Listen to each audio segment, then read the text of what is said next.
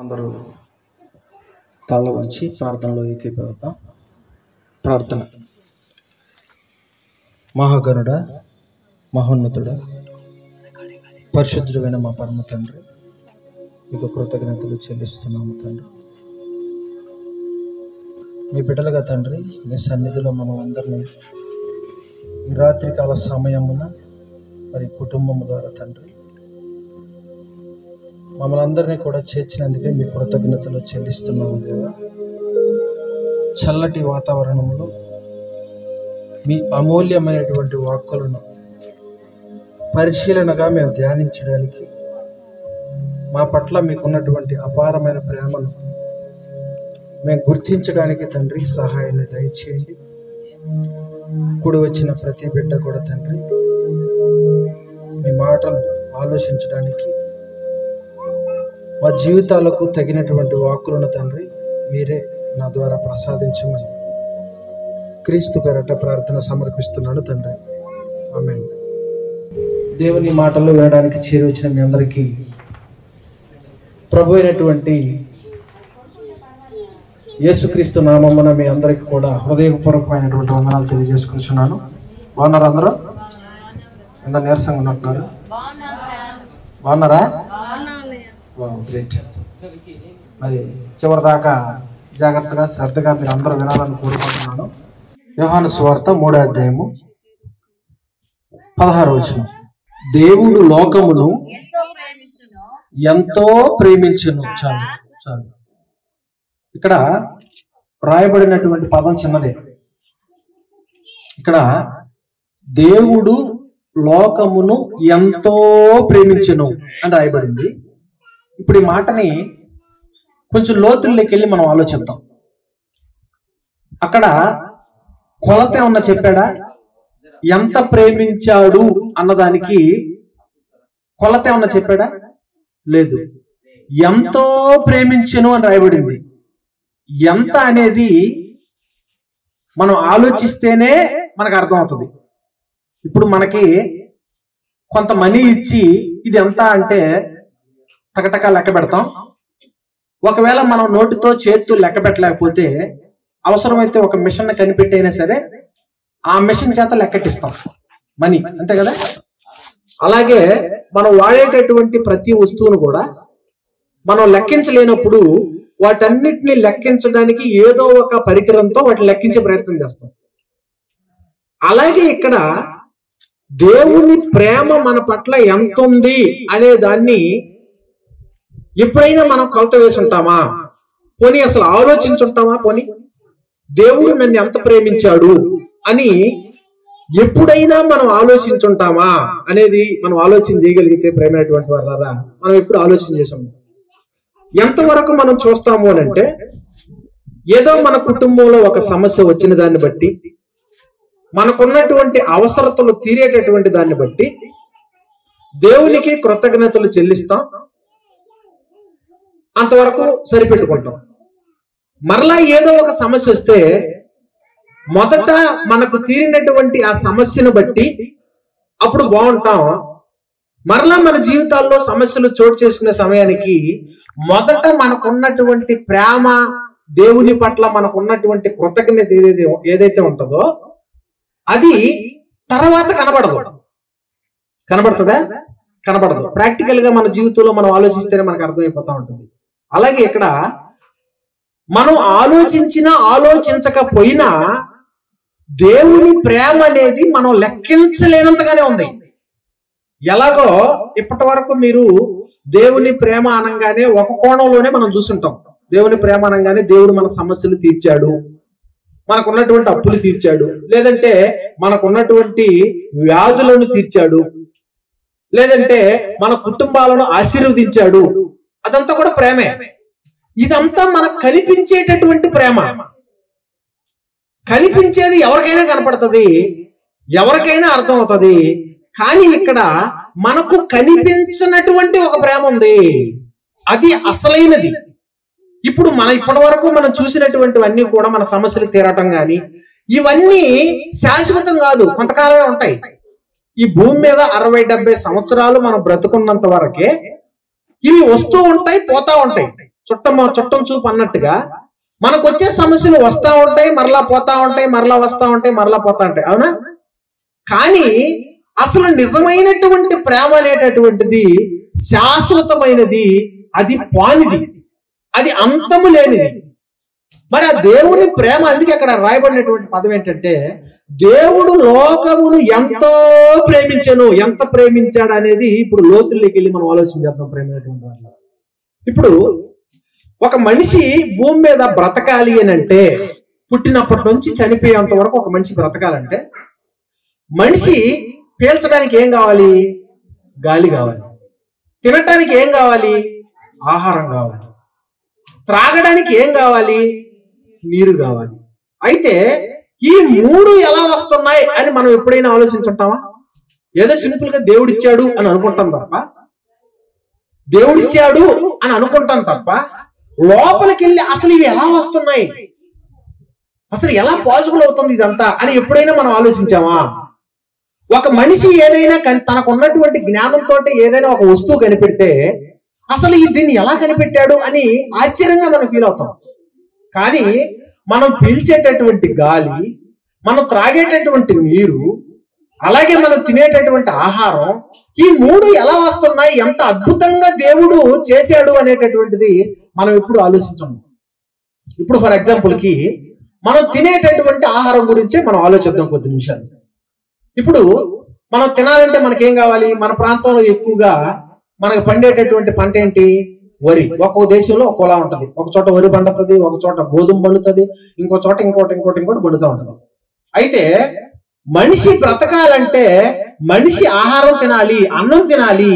ఈ అన్నం ఎలా వస్తుంది అని అంటే ధాన్యపు గింజలు, అంటే వరి గింజలు. ఇప్పుడు ఈ వరి గింజ గురించి కనుక మనం కొంచెం లోపలికి వెళ్ళి ఆలోచిస్తే ప్రేమైనటువంటి వాళ్ళారా, ఒక ఎకరా పొలానికి రైతు ఒక 2 బస్తాలు తీసుకొని వెళ్ళి చల్లేస్తాడు విత్తనాలు. అవునా? రైతులకు బాగా అర్థమవుతుంది, మనకు కూడా బాగా అర్థమవుతుంది. ఒక 2 ఎకరాల ధాన్యపు గింజలు తీసుకొని వెళ్ళి పొలంలో వేస్తాడు. ఒక 40 రోజుల తర్వాత మొక్కలు వస్తాయి. ఆ మొక్కల్ని తీసుకొని ఆ ఎకరా పొలంలో నాటుతాడు. అలా నాటిన తర్వాత ఏ 3 నెలలకో లేదంటే 4 నెలలకో 5 నెలలకో పంటను బట్టి కొద్ది రోజుల తర్వాత పంట చేతికి వస్తుంది. కోసిన తర్వాత వాటన్నిటిని కొలుస్తాడు. కొలిసిన తర్వాత 2.5 నుంచి 4.5 పుట్టుల వరకు వడ్లు వస్తాయి. అంటే పుట్టికి ఎన్ని బస్తాలు తెలుసా మీకు? 11, 12, మహా అంటే ఒక బస్తాకి 75 కేజీలు బస్తా అంటారు నాకు తెలిసినంత వరకు. అది రైతులకు బాగా అర్థమవుతుంది. అంటే నువ్వు వేసిన బస్తాలు ఎన్ని? 2 బస్తాలు వేసేవు నువ్వు. మహా అంటే 2 బస్తాలు ఎన్ని కేజీలు ఉంటాయి? ఒక 50 కేజీలు ఉంటాయా, లేదంటే ఒక 60 కేజీలు ఉంటాయా? 2 బస్తాలు వడ్లు తీసుకెళ్ళి వేసేవు నువ్వు. ఇప్పుడు 2 బస్తాలు నువ్వు వేస్తే నీకు ఎంత వచ్చింది ఇప్పుడు రిటర్న్ లో? అంటే దగ్గరగా ఎకరాకి 60 బస్తాల వరకు వస్తున్నాయి. అవునా? నువ్వు వేసింది ఎంత? 2 బస్తాలు. నీకు వచ్చింది ఎంత? 60 బస్తాల వరకు వచ్చాయి. ఇక్కడ జాగ్రత్తగా మనం ఆలోచిస్తే నువ్వు 2 బస్తాలు నువ్వు వడ్లేస్తే నీకు 60 బస్తాల వరకు నీకు వడ్లు వస్తున్నాయి. ఏ గింజలైనా చూసుకోండి, అది ఒక మొక్కనే తీసుకోండి. మామిడి మొక్కను తీసుకుంటారు, లేదంటే ఒక జామ మొక్కను తీసుకుంటారు, ఒక నిమ్మ మొక్కను తీసుకుంటారు. నువ్వు వేసేది ఒక మొక్కే, నువ్వు వేసేది ఒక విత్తనమే. నువ్వు వేసిన ఒక విత్తనానికి అన్ని విత్తనాలు, అన్ని బస్తాలు, అన్ని కాయలు ఎలా వస్తున్నాయి? ఎప్పుడన్నా ఆలోచించావా? ఎప్పుడైనా ఈ కోణంలో మనం ఆలోచించావా? ఏదో చెట్టు చూస్తాం, బాగుంది మామిడికాయ, బాగా చెట్టుకు మాగిందని టక్కన కోసుకొని పెరుగన్నంలో కలుపుకొని మరీ తింటాం. బాగుందని మామిడి దప్పలో నీట్గా కోసుకొని మరీ తింటాం తప్ప అసలు నేను వేసిన ఒక్క చెట్టుకి ఇన్ని కాయలు ఎలా వచ్చాయి, అసలు ఎలా పాసిబుల్ అయింది అని ఎప్పుడన్నా ఆలోచించావా? ఎప్పుడు ఆలోచించా. ఇప్పుడు ఇదే ఫార్ములాగా నువ్వు వెళ్ళి ఒక షాప్కి వెళ్ళి కేజీ బియ్యం 60 రూపాయలు అనుకొని నువ్వు 60 రూపాయలు ఇస్తే నీకు ఎన్ని బియ్యం ఇస్తాడు? కేజీయే ఇస్తాడు. 10 కేజీలు ఇస్తాడా? ఇవ్వడు. ధర్మంగా మాట్లాడుకుంటే నువ్వు వేసింది 2 బస్తాలు కాబట్టి నీకు ఎన్ని బస్తాలు వడ్లు రావాలి? 2 బస్తాలే రావాలి. ఎప్పుడైనా వచ్చాయి అలాగా? ఎప్పుడైనా నువ్వు 2 బస్తాలు వడ్లు వేస్తే 2 బస్తాల వడ్లు ఎప్పుడైనా వచ్చాయా? ఏ రైతునని అడగంటే, ఇదిగో నేను 2 బస్తాలే వేసాను, నాకు 2 బస్తాలే వడ్లే వచ్చాయి అని ఏ రైతు అయినా చెప్పగలడా? చెప్పలేడు. నేను ఒక చెట్టు వేసాను, కానీ ఆ ఒక్క చెట్టుకి ఒక్క కాయే వచ్చిందని ఎవరైనా చెప్పగలరా? ఇక్కడ మనం లోపలికి వెళ్ళి ఆలోచిస్తే ఒకే చెట్టుకి ఒకే కాయ వస్తే ఇన్ని కోట్ల మంది ఎలా బ్రతుకుతారు? నువ్వు వేసిన 2 బస్తాలకి 2 బస్తాలు ధాన్యం వస్తే ఇన్ని కోట్ల మంది ప్రజలు ఎలా తిని బ్రతుకుతారు? ఎప్పుడన్నా ఆలోచించావా? ఈ కోణంలో ఎప్పుడు ఆలోచించాం? మనం ఎంతసేపటికి ఏం ఆలోచిస్తామంటే మనకు ఉన్నటువంటి సమస్యలు ఏంటి, మనకు ఉన్నటువంటి బాధలు ఏంటి, ఆ బాధలు దేవుడు తీరుస్తున్నాడా లేదా అని ఆలోచిస్తామే తప్ప అసలు నీ బాధల కంటే ముందు అసలు నువ్వు బ్రతుకున్నావంటే కారణం దేవుడు నీకు ఇచ్చినటువంటి గాలి, నీరు, ఆహారం. ఇవన్నీ ఎలా వస్తున్నాయి? ఇన్ని కోట్ల మందిని దేవుడు ఎలా పోషిస్తున్నాడు? ఆయన దేవుడు కదండి, పోషించేస్తాడండి అంటే అది ఎందుకు పోషిస్తున్నాడు? మీరు కావాలంటే పొద్దునెళ్ళి ఒక రైతు దగ్గరికి వెళ్ళి, అయ్యా నువ్వు వేసింది ఒక విత్తనమే కదా, వేసిన ఒక విత్తనానికి ఒక మొలకొచ్చింది, ఆ ఒక్క మొలకి అంటే ఆ ఒక్క పనకి అన్ని గింజలు ఎలా వస్తున్నాయి అని ఒకసారి నువ్వు అడుగు ప్రశ్న. అలా వస్తాయి అంటాడే తప్ప ఎందుకు వస్తున్నాయి అనేది తెలీదు. ఎందుకు వస్తున్నాయి ఆలోచించండి ఒకసారి. ఎందుకు దేవుడు ఇవన్నీ చేయాలి? అసలు మనం ఎందుకు బ్రతకాలి? ఇవన్నీ మనం బ్రతకడానికి ఇవన్నీ దేవుడు ఇస్తుంటే అసలు ఆ బ్రతుకు అనేది ఎందుకు? ఈ 60-70 సంవత్సరాలు ధనాన్ని సంపాదించడం కోసమేనా? ఈరోజు మనం బ్రతకడానికి ఒక చైన్ లాగా తిరుగుతుంది మన జీవితం. మన జీవితం ఎలా తిరుగుతుందని అంటే, పనికి వెళుతున్నావు, పనికి ఎందుకు వెళుతున్నావు అని అంటే సంపాదించుకోవడానికి. ఎందుకు సంపాదించుకుంటున్నావు? తినడానికి. ఎందుకు తింటున్నావు? బ్రతకడానికి. చిన్నప్పుడు ఒక పాట, ఇది చిన్నప్పటి నుంచి స్కూల్లో నేర్పించేది. చిన్ననాటి నుంచి స్కూల్లో టీచర్లు పిల్లలకు నేర్పించేది ఏంటి పుస్తకాలలో పెట్టి అని అంటే, ఎండలు కాసేది ఎందుకురా పాఠం, మబ్బులు పట్టే తందుకురా అంట. మబ్బులు పట్టేది ఎందుకురా? వర్షాలు కురిసే తందుకు. వర్షాలు ఎందుకు అంటే చెరువులు నిండే తందుకు. మరి చెరువులు ఎందుకు నిండాలి అంటే పంటలు పండటానికి. పంటలు ఎందుకు పండాలి అని అంటే మనుషులు బ్రతకడానికి. మనుషులు ఎందుకు బ్రతకాలి తెలీదు. ఎందుకు బ్రతకాలి ఒక మనిషి అంటే కోటి విద్యలు కూటి కోసం అంటాం. నా చిన్నప్పటి నుంచి నేను చాలా చోట్ల విన్నటువంటి పదం ఇది. కోటి విద్యలు కూటి కొరకు. మరి ఆ కూడు ఎందుకు అంటే బ్రతకడానికి. అదే ఎందుకు బ్రతకాలి తెలీదు. మరలా తిప్పి తినడానికే బ్రతకాలి అంటాం. తినడానికే బ్రతకాలి అంటాం. అదే ఎందుకు అంటే తినటం కోసమే ఎంత పెద్ద సృష్టి ఉందా? ఇది ఎలా ఉంది అని అంటే, ఇప్పుడు నేను ఇక్కడికి వచ్చింది ఎందుకు అని అంటే 10 మందికి 10 మంచి మాటలు చెప్పాలి దేవుని మాటలని వచ్చా. ఇప్పుడు మీరు కూడా ఎలాంటి ఉద్దేశంతో ఉన్నారు? ఎక్కడి నుంచో ఒక సేవకుడు వస్తున్నాడు, దేవుని మాటలు చెప్తాడు, వినటానికి మనందరం వెళుతున్నాం అనే ఆలోచనతోనే కదా ఇక్కడికి వచ్చారు. అంటే నువ్వు ఇక్కడ వచ్చి కూర్చోడానికి ఒక రీజన్ ఉంది, నేను ఇక్కడికి రావటానికి ఒక రీజన్ ఉంది. అవునా కాదా? ఇది అందరూ ఒప్పుకుంటారా లేదా? ఒప్పుకున్నాం. ఇప్పుడు వచ్చినటువంటి నేను వాకింగ్ చెప్పకుండా అలా పక్కన కూర్చొని, బ్రదర్ ఏం వండారు? ఓకే చికెన్ వండారా? అయితే కొంచెం వేసుకోరండి అని చెప్పేసి తినేసి, చాలా బాగుంది బ్రదర్, సూపర్గా చేశారు, మసాలా మొత్తం మంచిగా వేసారు దాంట్లో, సరే బ్రదర్ బాయ్ పోయేస్తానని చెప్పాను అనుకోండి. ఇప్పుడు మీకు ఎలా ఉంటుంది చెప్పండి? అంటే ఇక్కడికి నేను తినడానికే వచ్చాను అనే సమాధానం ఎలా ఉంది? ఇక్కడ మీకు దేవుని మాటలు చెప్పడానికి వచ్చాను అనే సమాధానం ఎలా ఉంది? ఈ రెండింటికి వ్యత్యాసం అర్థమవుతుందా? ఇప్పుడు మీరు వినటానికి వచ్చారు అనే దానికి, జస్ట్ సేవకుడు వస్తున్నాడు అంట ఎలా ఉన్నాడు చూసి వెళ్ళిపోదాం అనేదానికి ఎంత తేడా ఉంది. అలాగే ఈ భూమి మీదకు మనం ఎందుకు వచ్చాము అనేదానికి, తినడానికే వచ్చాను అనేదానికి ఎంత తేడా ఉంది సమాధానం. అంటే ఈ భూమి మీదకు మనిషి ఎందుకు వచ్చాడో మనిషి తెలియకుండా బ్రతుకుతున్నాడు. ప్రతి మనిషి కూడా కోటి విద్యలు కూటి కొరకు అనుకుంటూనే బ్రతుకుతున్నాడు, జీవితాన్ని ముగించేస్తున్నాడు. కానీ దేవుడు మాత్రం ప్రేమిస్తూనే ఉన్నాడు. ఒక్క సెకండ్ దేవుడు గాలిని ఆపేస్తే పరిస్థితి ఏంటి? దేవుడు కొంతసేపు నువ్వు వేసేటువంటి గింజలకు మరో గింజలు రాకుండా ఆపేస్తే పరిస్థితి ఏంటి? నువ్వు బోరేస్తే నీళ్లు పడకుండా చేస్తే పరిస్థితి ఏంటి? ఈ మూడింటిని దేవుడు ఆపేస్తే పరిస్థితి ఏంటి? అసలు నన్ను ఎందుకు పుట్టించావు, ఎందుకు చంపేస్తున్నావు అని మరలా ప్రశ్న మనం అడుగుతాం. కానీ ఆ ప్రశ్న మనం అడగాల్సింది ప్రాణం మీదకి వచ్చినప్పుడు కాదు. కానీ అసలు ఈ భూమి మీదకు మనం వచ్చిన వెంటనే మొట్టమొదటగా దేవుణ్ణి మనం అడగవలసిన ప్రశ్న ఏంటంటే, అసలు ఈ భూమి మీదకి నేను ఎందుకు వచ్చాను అది చెప్పు నాకు ముందు మొదట దేవుడా అని అడగాలి మనం. కానీ ఆ ప్రశ్న ఎవ్వరూ అడగడంలా. భూమి మీద ఉన్నటువంటి 900 కోట్లలో ఏ ఒక్క మనిషి ఆ ప్రశ్న అడగట్లేదు. ఇవన్నీ ఎప్పుడు మనం ఆలోచించం. కేవలం మనకు వచ్చేటటువంటి సమస్యల గురించి, బాధల గురించే మనం ఆలోచిస్తాం తప్ప ప్రతిరోజు మనం బ్రతకడానికి కారణమైనటువంటి ప్రకృతి, ఆ ప్రకృతిలో ఉన్నటువంటి దేవుని ప్రేమ, ఇది మనం ఎప్పుడు ఆలోచించం. అయితే దేవుడు మనల్ని ఎందుకు ఇంతగా ప్రేమిస్తున్నాడు అనేది ఇప్పుడు ప్రశ్న. దానికి ముందు దేవుడు మనల్ని ఇంతగా ప్రేమించడానికి కారణం ఉంది. ఆ కారణం ఏంటో మనకి తెలియదు. ఆ కారణం ఏంటో మనం మర్చిపోయాము.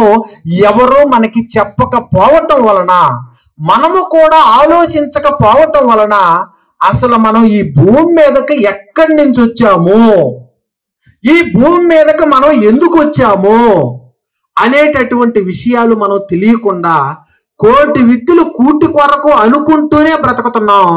ఒకరోజు ఈ శరీరాన్ని విడిచిపెట్టి వెళ్ళిపోతా ఉన్నాం. అయితే ఎక్కడి నుంచి మనందరం వచ్చాము అన్నది మనం ఆలోచించాలి. ఎక్కడి నుంచి వచ్చామో మనకి తెలిస్తేనే మరలా మనం అక్కడికి వెళ్ళటానికి వీలవుతుంది. ఎక్కడి నుంచి వచ్చామో అన్నటువంటి విషయాన్ని మరిచిపోయి ఒకవేళ మనం బ్రతికితే మన జీవితం ఎటు వెళ్తుందో తెలియదు ప్రేమైనటువంటి వాళ్ళు. ఇప్పుడు నేను ఎక్కడి నుంచి అయితే ఇక్కడికి వచ్చానో, నేను వచ్చినటువంటి ప్లేస్ నాకు గుర్తు లేకపోతే ఇప్పుడు నేను ఎటు వెళ్తానో చెప్పండి. ఎటు వెళ్తాను నాకే తెలియదు. అంతేనా? ఇప్పుడు నేను వచ్చినటువంటి ప్లేస్ నాకు గుర్తుంటేనే కదా మరలా జాగ్రత్తగా వచ్చిన మార్గాన్ని గుర్తు పెట్టుకొని నేను వెళ్ళగలను. వచ్చేటప్పుడేమో రావటానికైతే ఇక్కడికి వచ్చాను, వచ్చిన తర్వాత మర్చిపోయాను. ఇప్పుడు నేను ఎటు వెళ్తాను? ఒకసారి బైబిల్లో మనం ఈ భూమి మీదకి ఎక్కడి నుంచి వచ్చాము అనే విషయం గురించి ఆయన చెబుతూ ఎంత జాగ్రత్తగా ఆయన పిల్లలైనటువంటి మనకి చెప్పేటటువంటి ప్రయత్నం చేస్తున్నాడు దేవుడు అనేటటువంటిది ఒకసారి మనం చూద్దాం. హెబ్రీలకు రాసినటువంటి పత్రిక 11వ అధ్యాయము 13వ వచనం మనం చదువుదాం. హెబ్రీలకు రాసిన పత్రిక 11వ అధ్యాయము 13వ వచనం.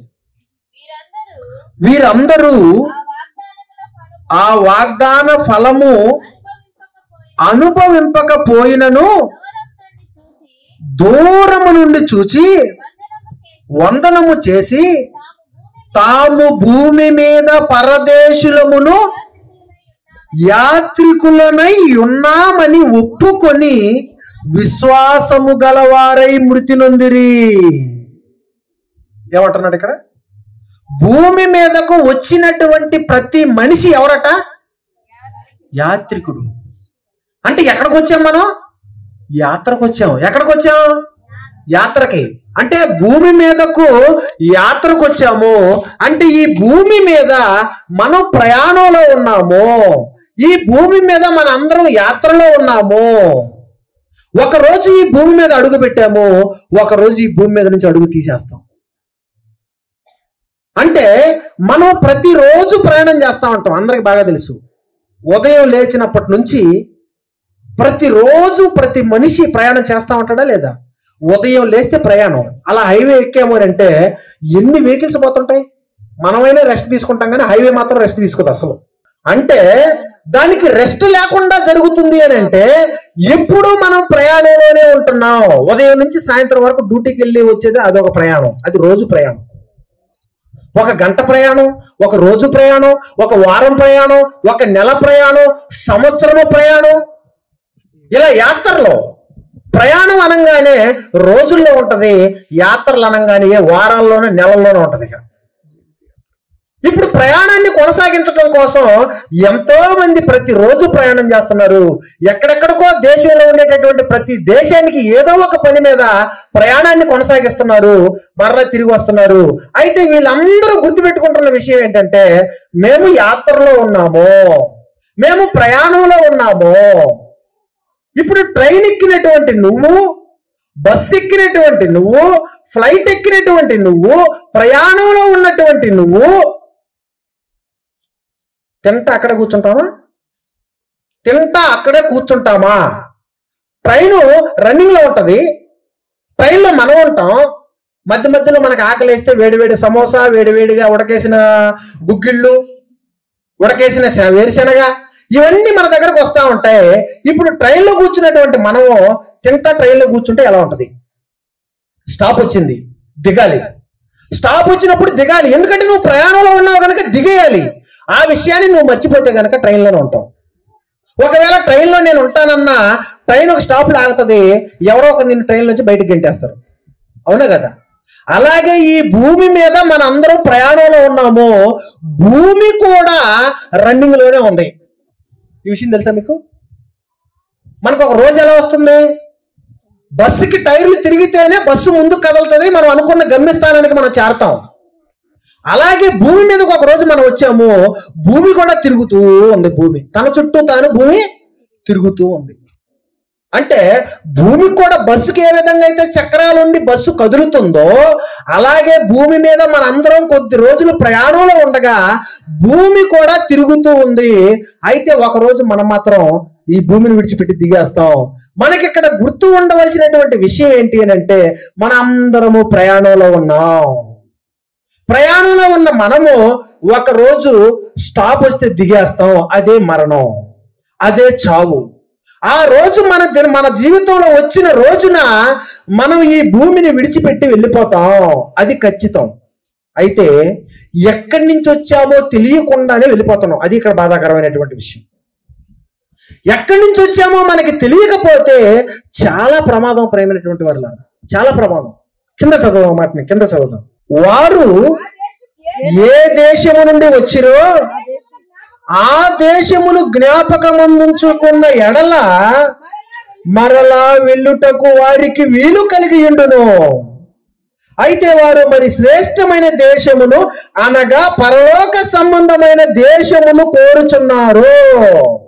అంటే ఈ భూమి మీదకి మన అందరూ ఎక్కడి నుంచి వచ్చాము అని అంటే పరలోకము నుంచి వచ్చాము. ఈ విషయం ఎంతమందికి తెలుసు? మరలా వచ్చినటువంటి ఆ పరలోకానికి మరలా తిరిగి వెళ్ళాలి అని ఈ భూమి మీద ప్రయాణంలో ఉన్నటువంటి వారు ఎంతవరకు దాన్ని గుర్తు పెట్టుకొని బ్రతుకుతున్నారు? ఇక్కడ అసలు పరలోకం నుంచి వచ్చాము, మరలా చనిపోతే అక్కడికి మరలా మనం వెళ్ళాలి. అక్కడికి మనం వెళ్ళాలి అని అంటే అక్కడి నుంచి మనం వచ్చేటప్పుడు ఎలా అయితే వచ్చామో మరలా అక్కడికి తిరిగి అలాగే వెళ్ళాలి. అవునా కదా? పరలోకం నుంచి మనం ఎలాంటి గుణగణాలతో, ఎలాంటి క్యారెక్టర్తో మనం ఈ భూమి మీదకి వచ్చామో అలాంటి క్యారెక్టర్తోనే మరలా తిరిగి పరలోకానికి చేరాలి. కానీ వచ్చేటప్పుడు మాత్రం బాగానే వచ్చాము, వెళ్ళేటప్పుడు మాత్రం మనం వచ్చినటువంటి ప్లేస్కి మనం వెళ్ళటం లేదు. మనం ఎలాంటి క్యారెక్టర్తో అయితే మనం ఇక్కడికి వచ్చామో, ఎలాంటి గుణగణాలతో అయితే మనం ఇక్కడికి వచ్చామో మరలా అదే గుణాలతో మనం తిరిగి వెళ్ళట్లేదు. ఇది ప్రతి ఒక్కరూ గుర్తు పెట్టుకోవాల్సినటువంటి విషయం. ప్రేమైనటువంటి వాళ్ళ, ఇక్కడ ఈ భూమి మీదకి వచ్చాము కానీ ఎక్కడి నుంచి వచ్చాము, ఎందుకు వచ్చాము అన్నటువంటి విషయాలు మర్చిపోయి మనము ఇక్కడ బ్రతుకుతున్నాము. ఒక్కసారి మనం ఎలా వచ్చాము, పరలోకము నుంచి మన అందరూ ఎలా వచ్చాము అన్నది మనకి తెలియాలి.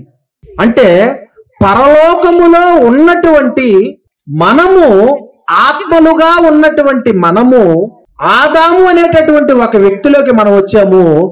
ఆదాములో నుంచి, హవ్వలో నుంచి ఎన్నో గర్భాలు దాటుకుంటూ ఒక్కొక్కరిగా మనం భూమి మీదకి వచ్చాం.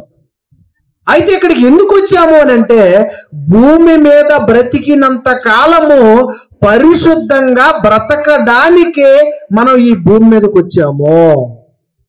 భూమి మీద మంచిగా బ్రతకడానికి మనం వచ్చాం.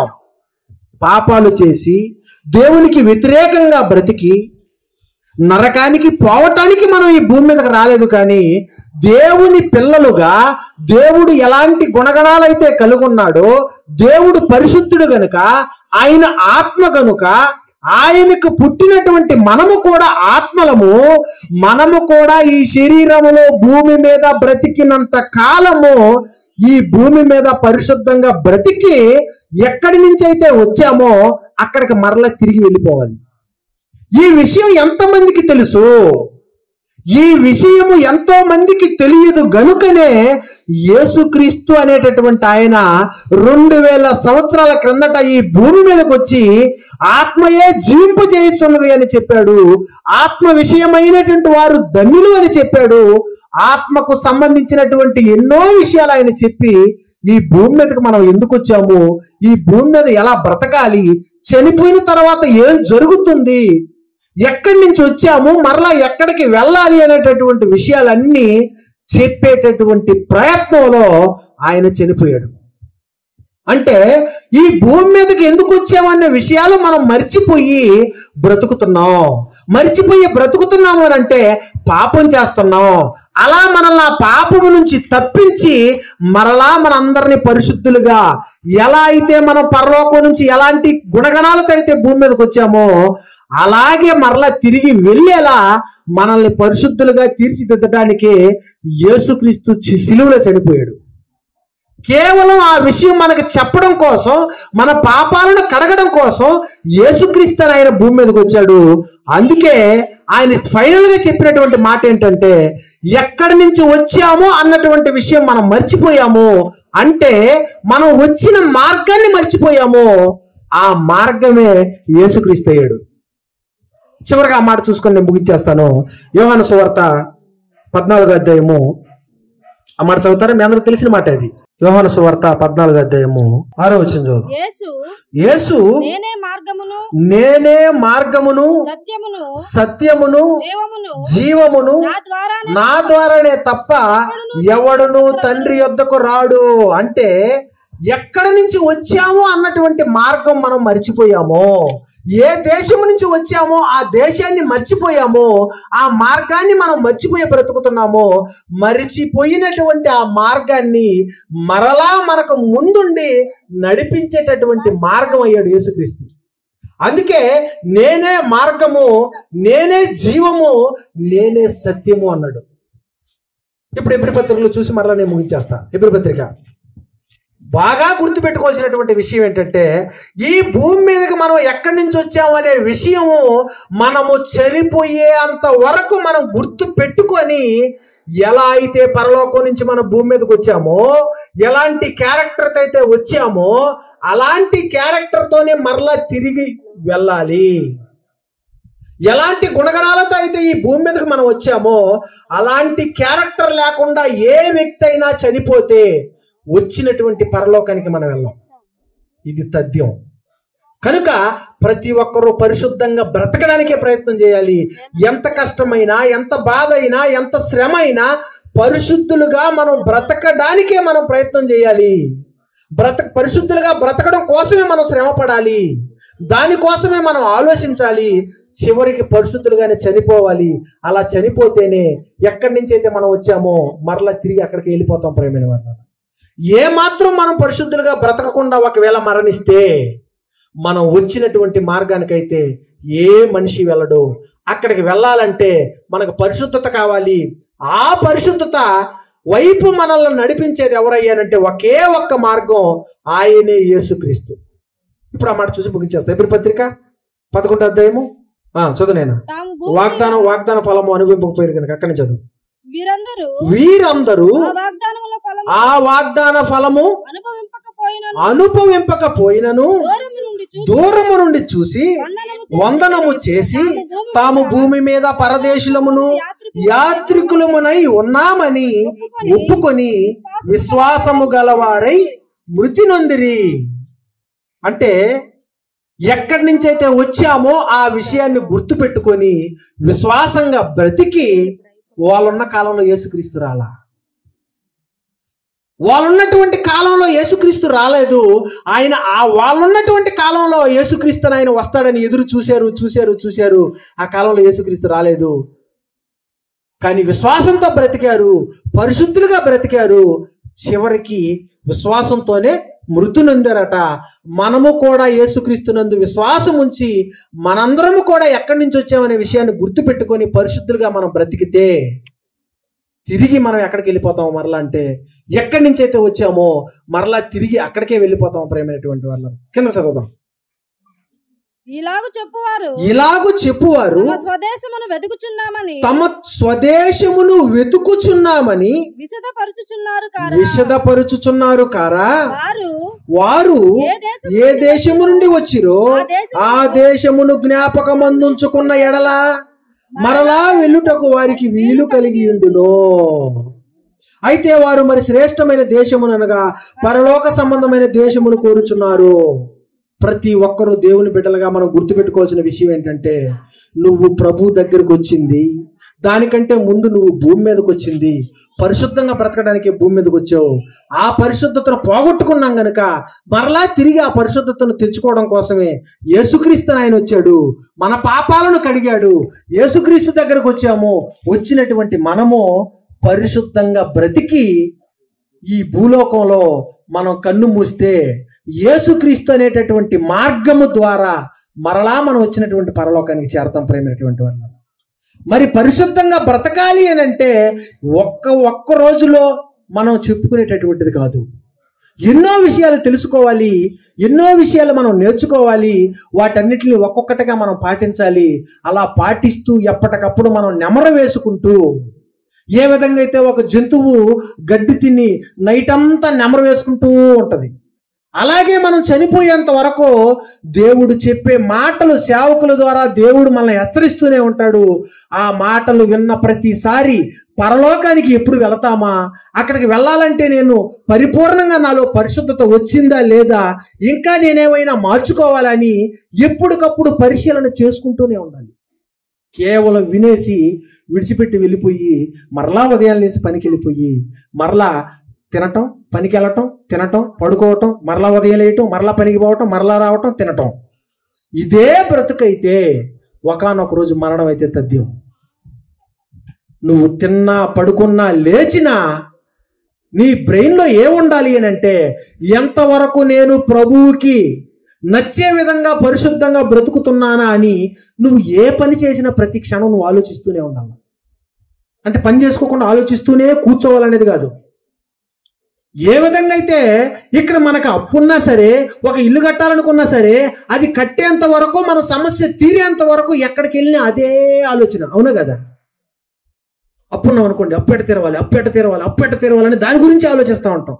ఇల్లు కట్టాలనుకున్నాం అనుకోండి, ఇల్లు ఎలా కట్టాలి, ఇల్లు కట్టడానికి ఎంత అవుతుంది, మరి ఎంత డబ్బులు ఎలా సంపాదించాలి, అది కట్టేంత వరకు నువ్వు ఎలా అయితే ఆలోచిస్తావో, అలాగే నువ్వు పరలోకానికి చేరేంత వరకు నువ్వు ఏ పని చేసినా నీలో పరిశుద్ధత రావటం కోసం ప్రతి క్షణం నువ్వు ఆలోచిస్తూనే ఉండాలి.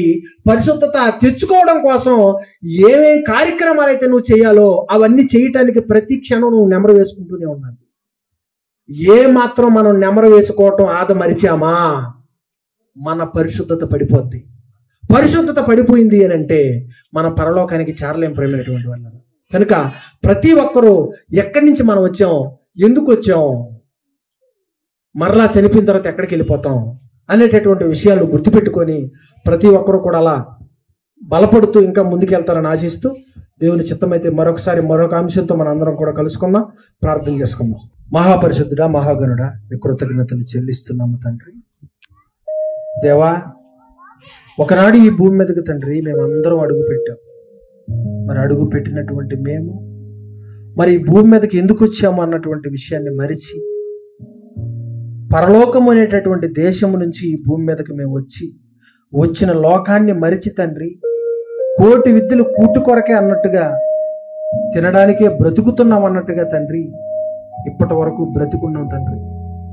మరి ఈరోజు మరొకసారి మాకు తండ్రి ఎక్కడి నుంచి వచ్చామన్న విషయాలను తండ్రి మరి కుటుంబం ద్వారా ఇక్కడ మీరు మరి నా ద్వారా తండ్రి మరి చక్కగా తండ్రి మా జీవితానికి సంబంధించినటువంటి విషయాలు తెలియపరిచినందుకే మీకు మరొకసారి కృతజ్ఞతలు చెల్లిస్తున్నాము దేవా.